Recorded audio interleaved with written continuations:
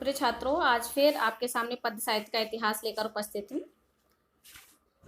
अपने दो युग आएंगे, एक रीति काल रहेगा और एक आधुनिक काल रहेगा। दो काल 10th में है, सिलेबस में है, तो इसी रीति काल के कुछ प्रश्न। घनानंद और भिखारीदास रीति काल की किस धारा के कवि हैं? तो घनानंद है रीति मुक्त और भिखारीदास हैं रीतिबद्ध।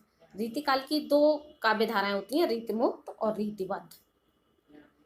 दूसरा प्रश्न है, आधुनिक काल के उन दो कवियों के नाम लिखिए जिनके साथ युग जुड़ गया। तो पहले हैं भारतेंदु हरिश्चंद्र, इनके साथ भारतेंदु युग जुड़ गया। दूसरे हैं महावीर प्रसाद द्विवेदी, इनके साथ द्विवेदी युग जुड़ा। तीसरा प्रश्न अब आधुनिक काल से शुरू होता है। आधुनिक काल की दो विशेषताएं बताइए।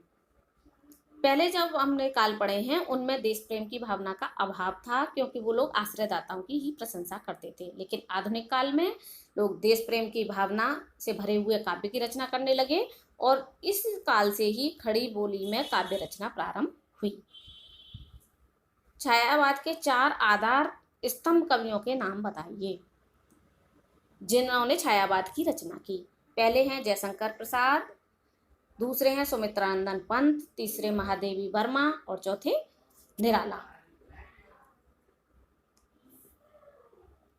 अगला प्रश्न है, प्रगतिवादी युग के दो कवि और उनकी एक एक रचना। सूर्यकांत त्रिपाठी निराला छायावाद में भी अभी पढ़ के चुके हैं। इन्होंने छायावाद और प्रगतिवाद दोनों में कार्य किया है। इनकी रचना है अपराध। दूसरे हैं रामधारी सिंह दिनकर, जिनकी रचना है रेणुका।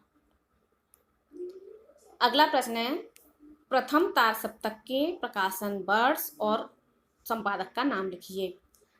उन पहले प्रकाशन वर्ष है 1943 और संपादक का नाम है अज्ञे।